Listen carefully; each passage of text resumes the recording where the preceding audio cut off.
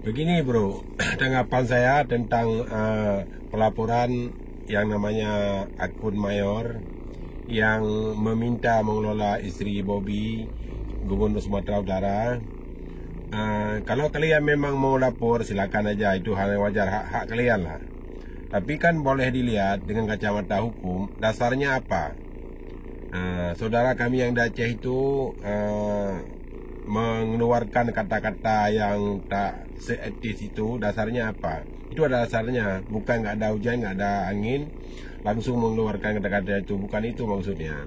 Jadi ada alasannya. Jadi perkataan itu umpama, misalnya dicontohkan. Kalau bisa, dan kalau nggak bisa nggak apa-apa. Dari hukum saya rasa itu nggak ada.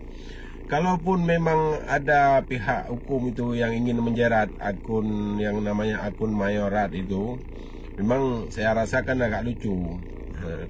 Memang ada kata-kata yang ya jujur aja, ada kata-kata yang kurang etis, tapi ada dasarnya.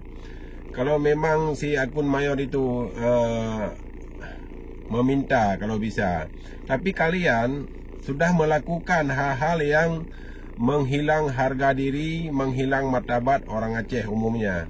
Kalian sudah merampas hak orang Aceh, sudah mengambil dengan bekerja bersama, entah itu faktor balas jasa ataupun faktor apa, kami kurang paham.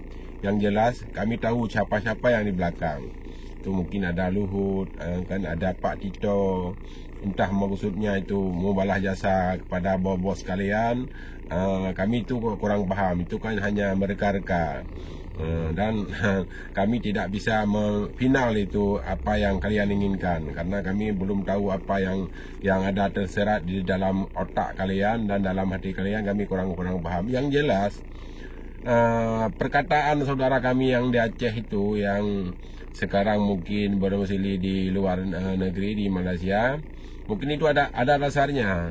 Dan kalaupun itu kan mereka itu ditangkap, dijerat hukum, dan insya Allah kami orang Aceh akan bergerak. Karena kenapa? Karena ada dasarnya. Coba kalau kalian enggak serakah, enggak rangkus untuk mengambil tanah Aceh, mungkin enggak ada keluar kata-kata itu. Itu saya pikir hal yang wajar.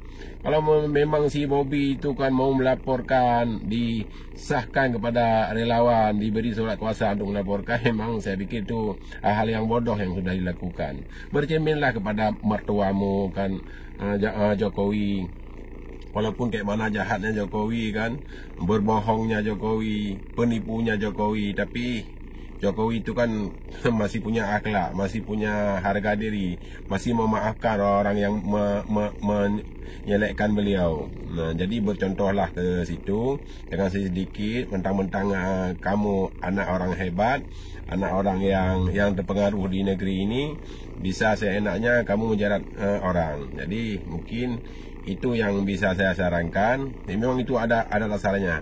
Karena pulau itu memang udah hak orang Aceh. Coba tanya sama Yusuf Kala, sama SBY, dan sama tokoh-tokoh negeri ini yang pendahulu. Secara hukumnya gimana empat pulau itu? Apakah punya orang Aceh atau memang dengan sengaja kalian rampas? Jadi saya pikir itu ada permasalahannya. Jadi hukum ini nggak mungkin buta. Kalau memang itu hukum bisa dijeratkan, berarti hukum itu kan buta kepada orang bawah, kan? Jadi bisa menjerat siapa saja asal nafsunya tercapai.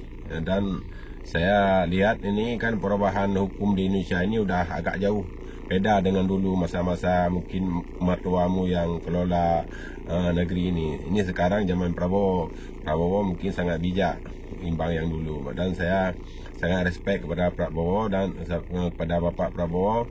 Dan dalam hal ini kami memohon kepada Prabowo, Presiden kita yang tercinta, dalam kasus empat pulau Aceh ini, mohon on the track ya. Jadi jangan memihak kepada orang yang salah. Mungkin Pak Prabowo lebih bijak, dan saya hormat kepada beliau. Mungkin itu yang saya bisa jelaskan. Terima kasih atas perhatiannya. Dan saya mohon sekali lagi kepada relawan Bobby, mohon ditinjau dulu ke belakang siapa yang salah, siapa yang sudah merendahkan. Mungkin kalau orang Aceh satu orang ini merendahkan cuma satu keluarga, tapi si Bobby, darah rekannya, peti tinggi, Buruk Mulyono di atas sudah merendahkan martabat harga diri orang Aceh. Itu kejadiannya yang sudah kita lalui sekarang. Okey.